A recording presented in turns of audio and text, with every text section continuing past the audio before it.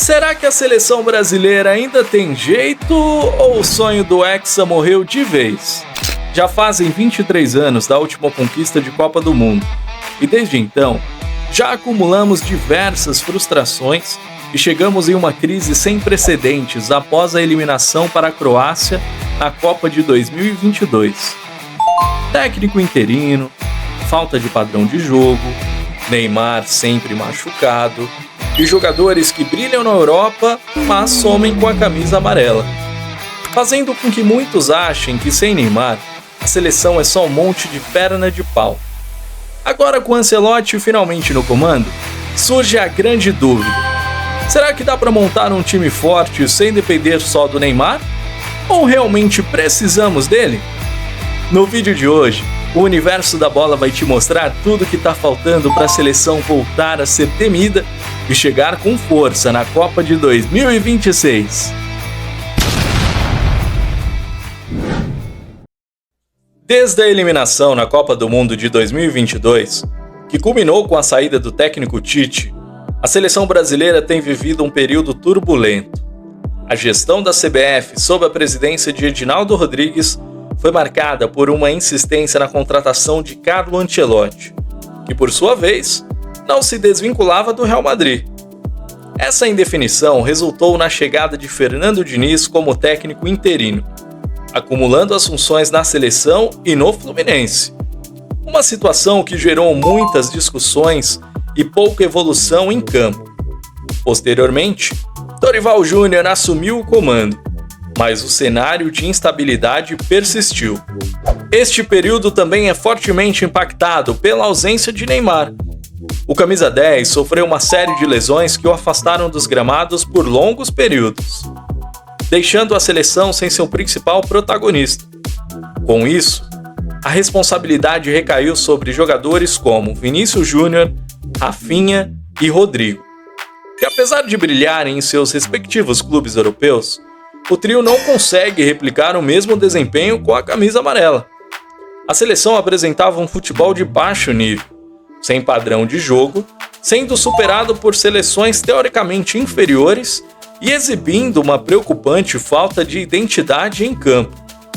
Essa situação gerou uma onda de críticas por parte dos torcedores, que passaram a questionar a qualidade dos jogadores brasileiros, afirmando que não há mais craques como no passado.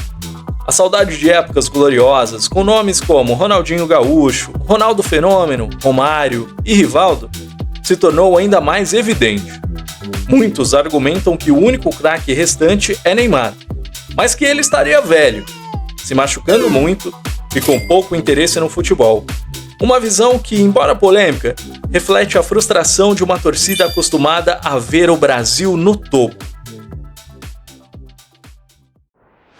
Recentemente, após um período difícil sob o comando de Dorival Júnior e depois de muita expectativa e drama, Carlo Ancelotti finalmente chegou à seleção.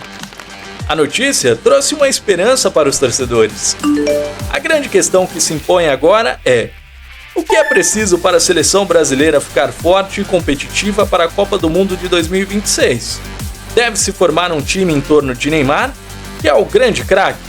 Ou deve-se colocar um padrão de jogo aproveitando os bons jogadores que temos, mas sem a dependência de um super protagonista? A ideia defendida para que a seleção brasileira dê certo passa por uma mudança de paradigma. Primeiramente, é fundamental não depositar todas as expectativas em Neymar. Embora seja inegável seu talento, sua saúde física e sua irregularidade em campo têm sido um problema constante. Não podemos contar com a sorte de que ele chegue em plenas condições para a Copa do Mundo. A construção de um time forte deve ir além da dependência de um único jogador. Com a chegada de Carlo Ancelotti, a esperança se renova, sendo um treinador respeitado mundialmente e com uma habilidade notável em lidar com grandes nomes do futebol. Ancelotti tem a capacidade de impor um comando firme e, mais importante, de dar um padrão de jogo à seleção. Esse padrão deve ser construído de forma a aproveitar a qualidade dos jogadores disponíveis, sem a necessidade de um super protagonista. Assim como não podemos contar com Neymar como a única estrela, também não podemos esperar que Vinícius Júnior ou Rafinha por mais brilhantes que sejam em seus clubes, carreguem a equipe sozinhos. Um sistema defensivo sólido é o ponto de partida. Com Casemiro como referência no meio-campo, a seleção precisa reencontrar a consistência na marcação e a segurança na saída de bola. A força coletiva deve prevalecer sobre as individualidades.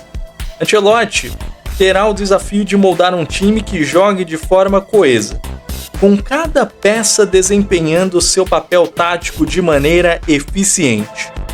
A identidade da seleção não deve mais ser atrelada a um único craque, mas sim a um estilo de jogo bem definido, com disciplina tática e um espírito de equipe inabalável. A valorização do conjunto e a busca por um equilíbrio entre defesa e ataque são cruciais para o sucesso no caminho até 2026. Com uma defesa sólida, a seleção pode repetir o feito da era Tite, tornando-se uma equipe que praticamente não sofre chutes a gol. Marquinhos e Alexandre, ou outros grandes zagueiros como Gabriel Magalhães e Éder Militão, formariam uma dupla de zaga forte e consistente. Com Casemiro atuando como primeiro volante, essa estrutura defensiva daria a tranquilidade necessária para o ataque, que por sua vez não teria uma cobrança alta de marcar muitos gols se a defesa se mantiver intransponível. Para que esse sistema dê certo, também precisaríamos de um centroavante eficiente. Sabemos que não temos mais Ronaldo ou Romário, mas jogadores como João Pedro, Richarlison, Pedro ou até Caio Jorge poderiam dar conta dessa função e empurrar para as redes as bolas que decidiriam jogos. Com o time fluindo leve e a defesa sem correr risco, facilmente poderíamos chegar ao gol. No meio-campo, jogadores como Lucas Paquetá e Bruno Guimarães, que brilham em suas funções na Premier League, seriam cruciais na transição da defesa para o ataque. Eles teriam a capacidade de encontrar as melhores opções nas pontas, onde Vinícius Júnior e Rafinha poderiam cooperar na construção das jogadas, sem que a responsabilidade recaísse sobre apenas um deles. Se a defesa não sofrer gols, Vinícius Júnior poderia replicar o que faz no Real Madrid, onde mesmo perdendo muitas chances, em algumas delas ele acertava, decidindo jogos difíceis por 1-0. E caso eles não estejam bem, a seleção ainda conta com talentos como Estevão, Antony, Martinelli, Savinho, Rodrigo e Luiz Henrique. E quanto a Neymar?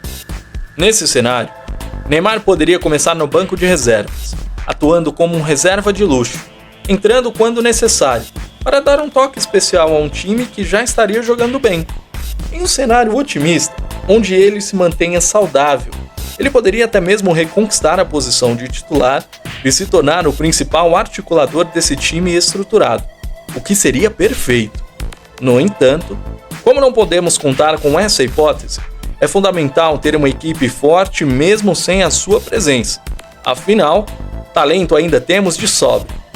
O que faltava era um comando eficiente e respeitado, algo que não tivemos com Diniz e Dorival, que não conseguiram dar um padrão de jogo às equipes que comandaram.